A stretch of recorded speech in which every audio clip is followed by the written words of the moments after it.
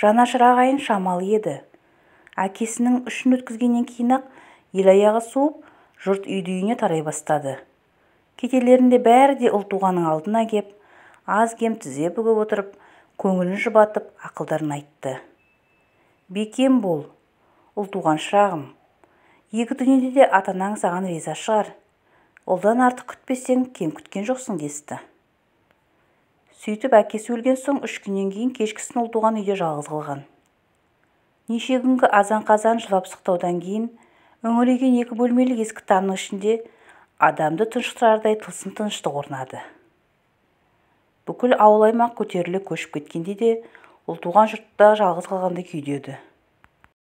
Әйнектері кірлей бастаған 4 көзді кішкене терезенің жақтауына қиырдағы батар күннің айна сынығындай жарықшақ сәулесі қызғылт жалқылданып түсіп тұр. Бірақ үйдің іші ала-көлеңке, күңгірт. Бір ауыз зіл-еңсе көтертпей, екенінен басып, жаншып тұрған тәрізді. Қаза зілі болар. Топырағың торқа болғыр, көкей. Тағы осындай бір терезе неге салмады екен, деп ойлады ұлтуған әкесін есіне алып. Терезенің кішкенелігі, үй ішінің қараңғылығы оны әбден безе қашардай еткен. Осы үйде туып өссе, осы үйде ол кішкентай кезіне жалғыз қалудан қорқатын. Мына мелшиген қалың кірпіш қабырғалардың жұтып қоярдай меңіреу сұсы үрейін алушы еді. Енді міне, сол қорқыныш, сол сұсты үрей мұның жападан жалғыз қалған шағын аңдып кеп, қазір мұны мүлдем тұмшалап қоршап алған сияқты. Төрдегі тұсына оқалы тұскиіз ұсталған өз төсегінің аяқ жағына сүлесоқ күйде шоқиып кеп, бір уыс боп бүрісіп отырды да қойды. Осыдан 3 күн бұрын мынау оң жақ бұрышта басын құбылаға беріп әкесі жатып еді. Әбден жүдеген, жағы суалып сопайған, көзі ішіне кіріп шүңірейген. Бозғылдана сарғайған өңі ұзақ ауырып, азаппен қиналып өлген кейіпте сонша суық үрейлі болатын. Туған әкесі болса да, ұлтуған дәті жетіп, маңайлай алмай, көңілі суылдап теріс айнала берген. Көке, шынымен-ақ кеткенің бе, деп аңыраған. Шынымен-ақ кеткен екен. Ақыры сөйтіп келмес сапарын аттанды. Міне шешеден де, әкеден де құтылдым. Басым бос, деп ойлады ұлтуған. Ал енді не істеймін? Сол-ақ екен, тамағына тығылған ақшы өсіктей өкініш жүрегін удай ашытып сыздап ала жөнелді. Неше күннен бергі жылау ма, бүкіл көкірегін кернеген үш құсалық лықсып келіп сыртқа қарай атылды. Өзін-өзі тежей алмай, бар даусын шығарып, іштегі шері тарқағанша аңырап тұрып жылады. Көз жасым таусылған шығар, деп ойлаған жоқ. Таусылмапты. Тіпті көл көсір көп екен. Шын тиегі енді ағытылған сияқты. Өзін жаратқан тағдырға налыды. Көкірегі шерлі адамның лағнат қарғысын айтты. Осынша тәлкек қылардай не жазып еді ол тағдырға?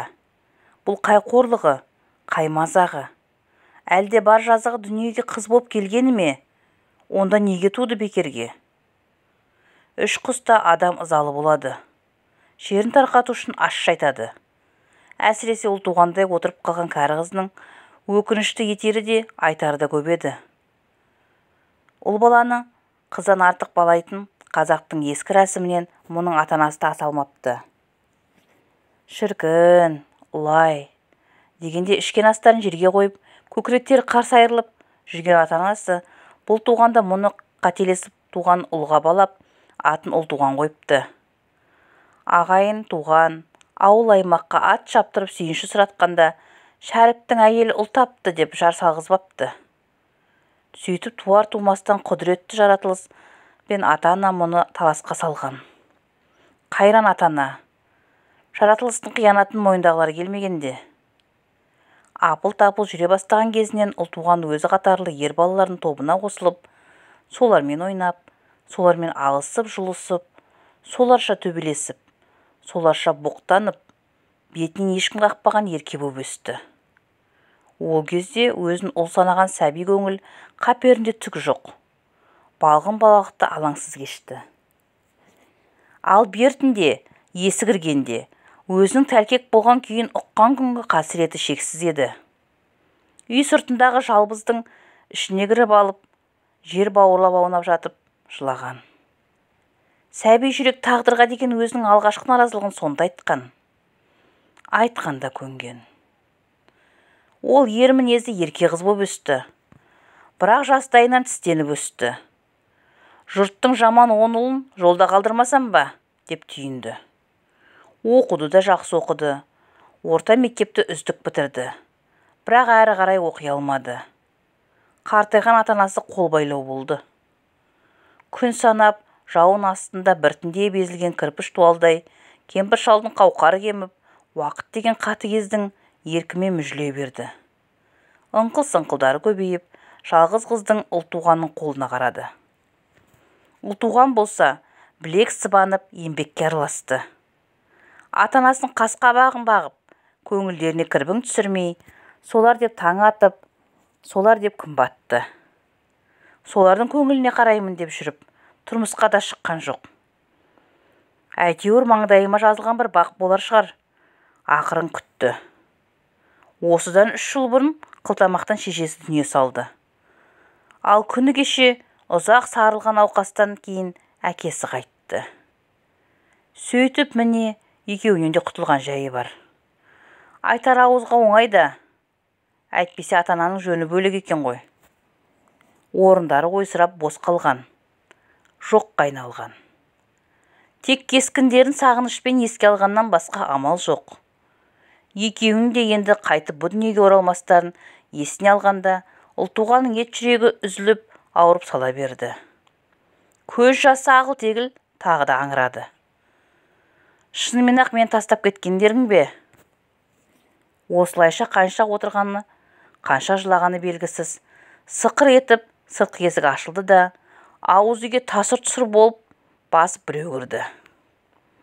Ұлтуған, көңіл айта келген біреу болар деп, дереу ұшып тұрып, шамды жаққан. Бірақ қанша күткенімен әлгі адам ішкі бөлмеге бас сұқпады. Біраз алаңдап отырды да, ақыры көз жасын сүртіп, ауыз үйге ұлтуғанның өзі шықты. Ауыз үйдің шамы сығырайып қана жанатын. Ала көлеңкеде босаға жақ бұрыштағы әбдірені қалқалап сұңқиған біреу тұр. Бұл кім? Деді қорқып кеткен ұлтуған. Тссс, мен ғой ұлтуған, мен Майданмын, деді әлгі адам сыбырлай жалынып. Майдан болсаң ше, не қып жүрсің? Тссс, ұлтуған, айналайын. Әне келіп қалды, үндемеші өтіп кетсін. Осы кезде есік алдына жер-көкті жұлып жеп, шабынып, жұрт біткенді қарғап-сілеп, Майданның әйелі, бүкіл ауылға ұрысқақтығымен көкдол атанған сәнді бала келді. Әдіре қалғыр, сені не бай қылайын да, не байпақ қылайын, деп қояды. Әйелдің даусын естігеннен сұңқиған Майдан көз бағжаң, төрт бүктеліп әбдіренің астына кіріп жаздап тұр. Ұлтуған, өлгенше ұмытпаймын жақсылығыңды. Жоқ деші мені, жоқ деші, деп жалыныш үнмен сыбырлай берді. Сөйткенше сыртқы есік жұлқи ашылған. Қолында қос білектей жуан оқтауы бар. Шашы албыр-жалбыр сәнді бала көрінді. Ұлтуған ішке қарай ентелікпе жыққан сәнді баланың қарсы алдына барып көлден тұрды. Ішке қарай онша аттаған жоқ.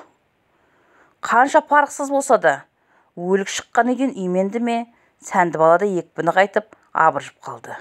Әсіресе ұлтуғанның қып-қызыл бұлаудай боп ісінген көзін көргенде мүлдем абыржыды. Әлгі біздің Майдан келген жоқ бекен? Деп сұрады. Жоқ. Сәнді бала сол абыржыған күйінде тағы бірер сәт тұрды. Жер жұтқыр қайда кете қалды? Деп өзінше күңкілдей ұрсып әрі қарай жүріп кетті. Бұлайшаға бере долы тиектің аузын қайта ағытты. Аузына ақ ит кіріп, қара ит шығып, бүкіл көшені басына көтеріп барады. Майдан әбдірен тасасынан шыққан. Біраз жаудан құтқардың, әй ұмытпаспын өлгенше, деп сыбырлайды. Өй, ол көктолы, аямайды. Ұлтуған енді аңғарды. Майдан ішіп алған екен. Аузын арақ иісі бұрқырап тұр. Әйелін жамандай жөнелді. Ұлтуғанға оның мына сүмірейген күйі де, қылығы да ұнаған жоқ. Өй, сенің бүйткен күнің құрсын, деді зілді үнмен. Енді қайтейін ұлтуған? Ұрсып жеңе алмаймын, ұруға болмайды. Ұлтуған оның сөзін тыңдамастан ішке беттеген. Ұлтуған, рұқсат етсең, мен осы ауыз үйде отыра тұрайын, деді Майдан соңынан ықылықтай сөйлеп. Ұлтуған үндеген жоқ. Мейлі, отырсаң отыр дегендегісі. Ішкі бөлменің есігін жапты да, әлгінде орнына кеп қайта отырды. Жағын таянды. Манағы бір тұншықтыра бунаған тымырсық тылсым да, жалғыздықтан туған үрей де, ауыр қайғы да бір сәтке сейілген тәрізді. Көз жасы құрғап таусылған сияқты. Бойын басқан дел салдық, шаршағандық бар. 3 күннен бергі жылап сықтау, аз ұйқы, әбдені қалжырап тастапты. Тағы біраз отырды. Тамақ жасап ішуге зауқы соқпады. Ақыры шамды сөндірместен төсекке шықты да, сол киімшең күйінде көрпеге орнына жата кетті. Қатып ұйықтап қалыпты. Көзін ашып алған. Төбедегі шам сол шақырайған күйінде жанып тұр. Сағатқа қарап еді, таңғы 4-тің кезі екен. Тыңдап, сәл елегізгендей болды. Қораздан тауық шақырды. Ауызғы бөлмеден қорыл естілді. Сөйткенше болған жоқ, жөтел шықты. Әлгі Майдан, әлі кетпесе керек. Бағана ыңыр кезінде оның әйелінен қорқып, әбдірен тасасына тығылған, сәтін есіне алған ұлтуған сәл езу тартты. Байғұс осыншама жуас болар ма, деп күліп қойды. Майданның жөтелгені, қорылдағаны, ұлтуғанның елегізген көңілін қайта орнықтырды.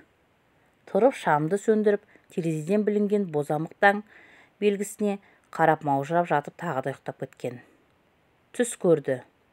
Аппақ күмістей жарқыраған суға шомылып жүр екен. Көл ме, өзен бе, белгісіз. Су жып-жылы. Малту білмейтін ұлтуғанды өзінен өзі көтеріп кетеді.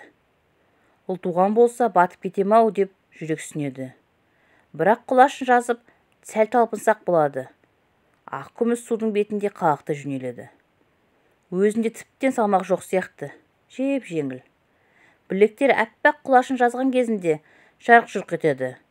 Өз білектеріне өзі сұқтанып қояды. Әдемі екен мынау деген ой келді. Терезе түбіндегі торғайлардың шықылтықтарынан оянды. Күн арқан бой көтеріпті. Ұлтуған ұшып тұрып, керіліп созылып, үстіндегі ұйпалақтанған киімдерінің қыртысын жүре түзетті де сыртқа беттеді. Ауыз бөлмеде Майдан жоқ, кетіп қалыпты. Қолқаналар арақтың иісі білінеді. Тыжыранған ұлтуған сыртқы есікті шалқасын ашып тастады. Одан соң сиырын сауып табынға қосты да, қайтып кеп кішкене самаурынды тұтатып шай қойды. Жалғыз адамға да тіршілік керек қой. Самаурынның қасында жүрелей отырып, әлгінде көрген түсін есіне алды. Өзінің күнге күйген білектеріне қарап күлкісі келді. Түскен не болса сол кіреді екен-ау. Бүгін не істеп не қоятын ойластырды. Енді 3 күннен кейін әкесінің жетісін беру керек. Соның қамына кіріспек. Сөйтіп жалғыздық өмірдің алғашқы түнінен кейін қап алғашқы күні басталды. Жоқ, күндіз бел жазуға мұршасы болған жоқ. Көрші қолаң бірінен кейін бірі кіріп шығып, абыр-сабыр болды да жатты. Тек кешкілік мал өрістен қайтқан кезде әрқайсысы өз тіршілігін күйттеп, үйді-үйіне тараған. Ұлтуған тағы жалғыз қалды. Тағы да іш құсалық пайда болды. Кешегідей әлем-жәлем ырың күйге түсірмегенмен торыққан. Жалғызсырап елегізіктен жабырқау күй көңілін жүдетіп, әлсін-әлсін өксікке тіреле берді. Жалғыз жата алмасын біліп, көрші үйдің 10 жасар баласын қасына кетіп әкеп жатты. Бар тәттіні осы баланың аузынан ұстап, асты-үстіне түсіп әбден бәйек болды. Өз бағасының артқанын сезген тәтті құмар қу бала да қайтқан жоқ. Берген бәрін сыпырып соғып жата береді. Өзі дәудір сөйлеп, балалармен өзара алыс-жұлыс ойындармен айтып, мақтам жатып, аздан соң ұйықтап қалды. Ұлтуған баланың қылықтарын, сөйлеген сөздерін қызықтап, бірауық көңіл сейіліп, өзінің қайғысын ұмытқандай еді. Бауырына тығыла түсіп, томпиып, пысылдай ұйықтаған баланы қысып-қысып қойды. Кекіл шашынан сипап, маңдайынан сүйді. Топырақтың иісі шығады өзінен. Тағы да әлде қандай сордың ба, әлде тердің бе? Әйтеуір бір айырылып болмас қоңсық иістер бар бойында. Ұлтуған кішкентай күнінде ер бала санатында жүргенінде күшіктер асырайтын. Солардан шығатын қоңсы естер сияқты. Бірақ сәби үстіне шыққан соң ба бір түрлі, жиренішті емес. Егер анау жылы ораққа тұрмысқа шыққанында ғой, ендігі баламыздың алды осындай болатын беді, кім білсін деген ой келді. Есіне орақтың оралуы мұң екен, ой дегендер орауы тарқатылып, сағы жіптей созыла жөнеледі. Орақ, орақ. Ол бір орындамай қалған өкінішті арман ғой. Алпамсадай зор денелі балуан жігіт көз алдына ыржия күліп кеп тұра қалды. Бұлшық еттері бураның санындай білеу-білеу, бойы толған күш еді өзінің. Бірақ сөзге мүлде жоқ болатын. Ыққы деп күлгені болмаса түк сөз айтпайтын. Міне, сол орақ Ұлтуғанға ғашық боп хат жазып еді бір кезде. Хатты сірә жолдас жігіттерін біреу жазып берсе керек. Өйткені алтыннан ардақты, күмістен салмақты жақсы құрбымыз Ұлтуғанға деп бастап, одан әрі өлеңдетіп әкетіпті, тіпті орақ айталады. Орақ құрастыралады деген сөздер емес. Хатты жүрегі лүпілдей күле оқып отырған Ұлтуған басқа қыздарға күлкі болған ебедейсіз жігітті сол олақтығына қарамастан ұнатты. Жауап жазып оған деген өз көңілін кетар еместігін танытты. Онан соң екеуі оңашада кездесіп, қол ұстасып, үн-түнсіз ауыл шетіндегі ары-бері жүретін болды. Айлы түндер, айсыз түндер, көктемгі түн, жазғы түн, қайран оралмас балғын жастық. Ұлтуған жігітке, қартайғандарында ата-анамды жылатып қалай кетем? Екеуміз біздің үйде тұрайық деген айтқан. Сол күні орақ үнсіз кетті. Бірнеше күнге дейін хабарласпай қойды. Ақыры хат жолдапты. Бұл жолғы хатқа да жолдасының көмегі тисе керек. Қоянды қамыс ерді намыс өлтірер, деп мәтелдеп бастап тағы да небір шешен сөздері төгіп жіберіпті. Хат соңында мұның әке-шешесінің қолында күшік күйеу боп кіре алмайтын, өйткенше ер жігіттің өлгені артық екен жазыпты. Ұлтуған хатты оқып болып жыртып отқа тастады. Ешкімге ләм деп тісінен шығарған жоқ. Ораққа да жауап жазбады. Бағыма қарай көрермін, салт басты біреу кезігер деп жұбатты өзін.